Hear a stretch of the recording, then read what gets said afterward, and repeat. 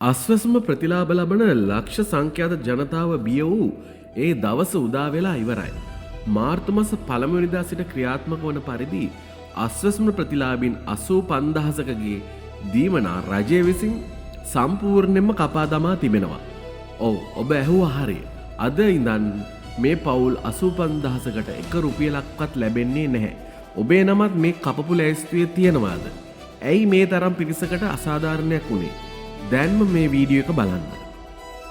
සුබසාධක ප්‍රතිලාභ මණ්ඩලයේගත් තීරණයකට අනුව පසුගිය පෙබරවාරි මාස 20 වෙනිදා වන විට Tamanගේ තොරතුරු යාවත් කාලින නොකළ පවුල් 85156කගේ දීමනා මාර්තු මාස පළවෙනිදා සිට අත්හිටුවා තිබෙනවා.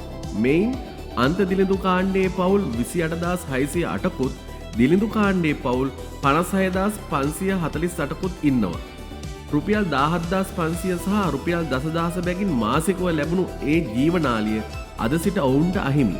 පනතට අනුව සෑම වසරකම තොරතුරු යාවත්කාලනය කිරීම අනිවාර්යයි. නමුත් ජනතාව නිසි ලෙස දැනුවත් නොවීම හෝ නොසලකා හැරීම නිසා අවාසනාවන්ත තත්ත්වයක් උදා වුණා.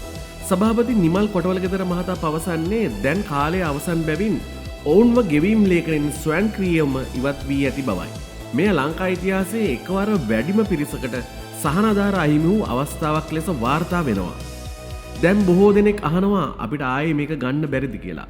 දැනට තීරණය අරගෙන ඉවර වුණත් ඔබ වහාම ඔබේ ප්‍රාදේශීය ලේකම් කාර්යාලයට ගොස් මේ ගැන කරුණු විමසන්න.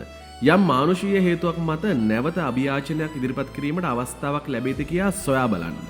ප්‍රමාද වන සෑම තප්පරයක්ම ඔබට පාඩුවක් වෙන්න පුළුවන්. මේ කනගාටුදායක පුවත අස්වැසුම ලබන හැමෝටම දැනගන්න දැන්ම මේ වීඩියෝ එක ෂෙයා කරන්න. ඔබේ දීමනාවත් නතර වුණාද? පල්ලෙහෙන් කමෙන්ට් එකක් දාන්න. අසාධාරණ ලක්ෂණ මිනිස්සු වෙනින් අපි දිගටම කතා කරනවා.